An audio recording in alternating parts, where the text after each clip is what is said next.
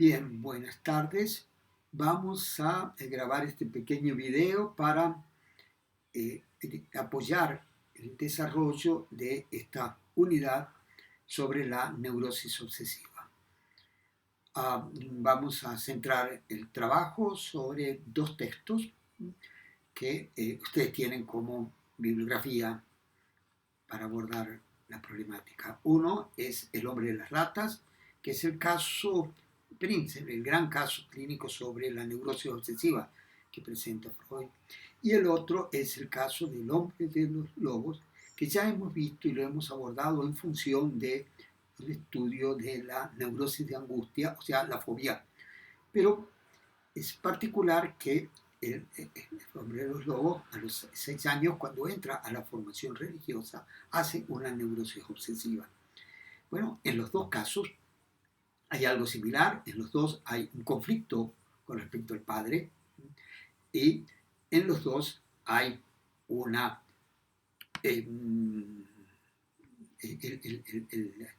la problemática central está dada en el mecanismo de la represión.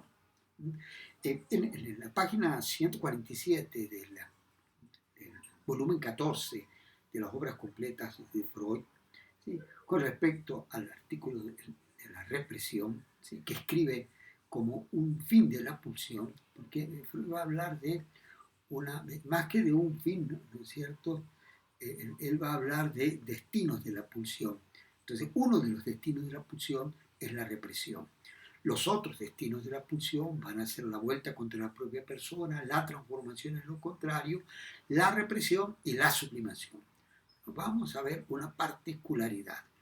Tanto en el hombre de la rata como en el hombre de los lobos es la represión el mecanismo central que estructura, ¿sí?, ese tipo de neurosis. Como toda neurosis tiene fundamento en la represión, dice Freud, pero es distinto el modo en que retorna lo reprimido en la fobia, o sea, histeria de angustia, como le llama aquí, en la histeria de conversión y en la neurosis obsesiva. Tres maneras diferentes de retornar lo reprimido. Muy bien.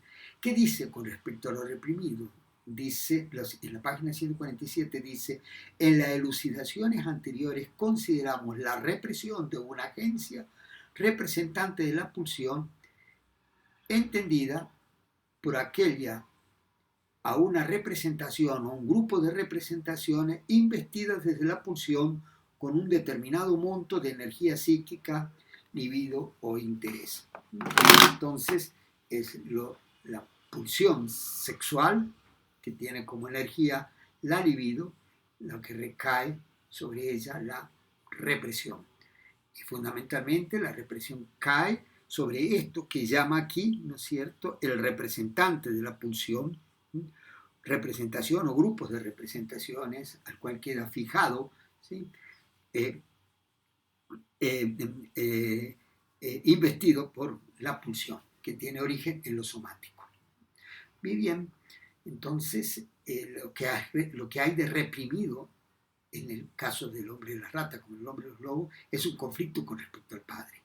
Ese conflicto con respecto al padre es fundamentalmente un conflicto sobre la agresión, al punto que aquí en el artículo de la represión ya va a decir que hay una duda, que no sabe bien si lo que se reprime en la neurosis obsesiva es un conflicto libidinal, sexual o es la pulsión agresiva.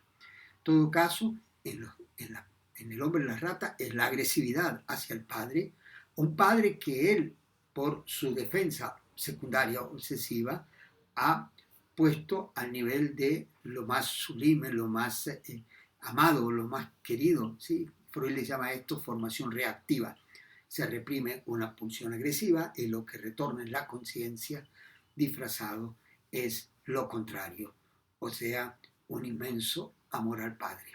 Pero tiene síntomas obsesivos. La característica de los síntomas obsesivos es pensar que ideas, fantasías que se le imponen, ¿sí?, eso desencadena precisamente su neurosis obsesiva, y es que un capitán cruel está contando una tortura, la tortura de las ratas, y que es una tortura china, donde se sienta al prisionero sobre una lata llena de ratas y la rata empiezan a comerlo por el ano. Entonces él siente horror frente a esta tortura, pero tiene una fantasía, que eso le podría pasar a su padre o a la dama de sus pensamientos. Y su padre ya estaba muerto, pero se horroriza frente a esa fantasía y aquí desencadena, ¿no es cierto?, toda una neurosis, que es una neurosis obsesiva, donde está estas fantasías, estas ideas que se imponen, que son agresivas y que se oponen directamente a este profundo sentimiento con respecto al padre de amor que él siente. Muy bien, el conflicto se desarrolla en esta ambivalencia y en la represión de estos impulsos agresivos con respecto al padre. En El hombre de los lobos, ¿sí?, el hombre de los lobos recuerda que sale del sueño de la angustia con una fobia, sueño que dice Freud que desencadena en la angustia, ¿sí?, que lleva a reprimir un deseo homosexual con respecto al padre. Bueno, aquí en El hombre de los lobos es interesante ver cómo Freud abarca todos los destinos de la pulsión. Nos ubica en la transformación al contrario, la vuelta contra la propia persona, ¿sí?, cuando habla de todo ese niño perverso polimorfo, ¿sí?, en el vínculo sadomasoquista, ¿sí?, en relación al padre. Luego, ¿no es cierto?, nos habla del destino de la represión, que es lo que se produce cuando entra la fase fálica, ¿sí?, y se resignifica la escena primordial, recuerdan, y tiene que ser reprimido el amor al padre porque supone una posición pasiva castrada femenina, ¿sí?, y eso reprimido va a ser el núcleo del conflicto, ¿sí?, en toda la vida. Va a decidir en El hombre de los lobos, ¿sí?, su destino como un ser deseante en su singularidad. Muy bien. Pero también habla del otro destino de la pulsión, que es el de la sublimación. Y es precisamente con la madre del hombre de los lobos, recomienda, ¿sí?,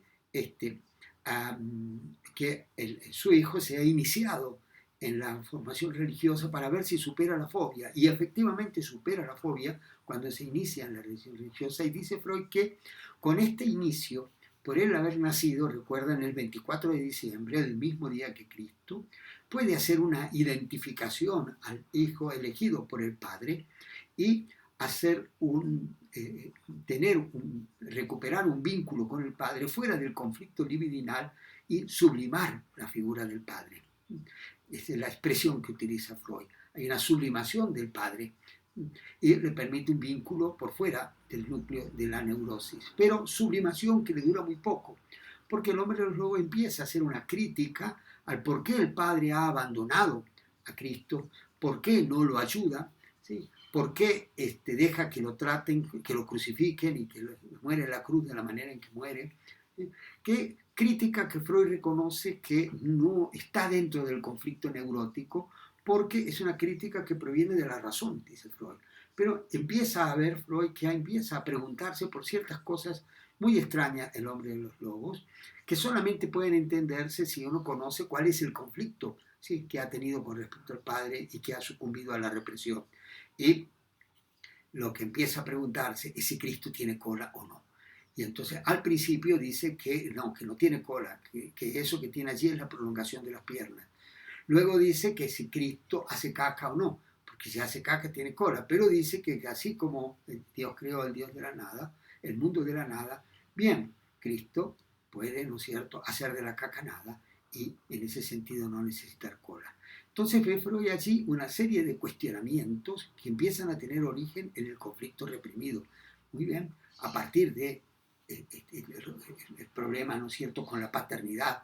Y después ya lo vamos a ver en el estudio del caso, esto es muy breve, ¿sí?, lo que estoy diciendo, pero sí empieza con duda, cómo es que no es hijo del padre, el padre no es el padre es Dios, pero cómo que la madre es María, si él creía que los hombres eran hijos de los hombres y las mujeres hijos de la mujer. Entra una serie de conflictos que lo llevan a no poder seguir sublimando la figura del padre, lo empujan hacia la represión del deseo homosexual, por querer ser amado por el padre, y nuevamente es reprimido ese deseo, y ya no retorna como una fobia, sino como una neurosis obsesiva, donde lo que vamos a encontrar como primeros síntomas es la blasfema contra Dios, empieza a blasfemar, ¿sí?, pero después actos reparatorios ¿sí? Que tienen que ver con una defensa secundaria. Muy bien, que besar a los santos, hacer una serie de rituales, bueno, una serie de rituales obsesivos que vamos a desarrollar después. Entonces desencadena una neurosis obsesiva que recién supera a los 11 años cuando cambia su educación por un educador alemán que va a tener, va a ser laico, va a distanciarlo de la religión y lo va a iniciar en el estudio de las grandes guerras mundiales. Y allí encuentra una posibilidad de sublimar sus pulsiones sádicas con respecto al padre en la identificación con los emperadores, con los conquistadores, con los colonizadores, ¿sí?